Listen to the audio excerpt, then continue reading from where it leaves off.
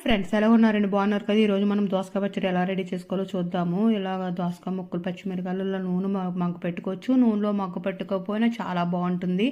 దోసకాయ ముక్కలు, పచ్చిమిరకాయలు, జీలకర్ర, ఎల్లుల్లిపాయలు, కొంచెం చింతపండు, ఉప్పు వేసి రోట్లో మనం దంచుకుని పోపు వేసుకోవచ్చు. ఇలా దోసకాయ ముక్కలు, పచ్చిమిరకాయలు, జీలకర్ర, ఎల్లుల్లిపాయలు, చింతపండు, ఉప్పు ఇలా నూనెలో మగ్గ పెట్టుకుంటే నాకు ఇలాగ ఇష్టము. కొంచెం పచ్చివాసన లేకుండా ఉంటుందని ఇలా కొంచెం నేను నూనెలో మగ్గ పెట్టుకుని ఇలా రోట్లో దంచుకొని దీన్ని కచ్చాపచ్చగా దీనికి పోపు వేసుకోవాలన్నమాట. మళ్ళీ దీన్ని మూకు పెట్టుకొని ఆయిల్ వేసుకొని ఆవాలు, జీలకర్ర, కొన్ని లైట్గా మెంతులు, ఎల్లుల్లిపాయి, కరివేపాకు, ఎండుమిరగాయలు వేసి పోపు వేసుకుంటే చాలా చాలా బాగుంటుంది దోసకాయ పచ్చడి. ఇందులో నువ్వుపప్పు వేపుకుని పొడి వేసుకోవచ్చు, లేకపోతే వేసాలకులు పొడి కూడా వేసుకోవచ్చు.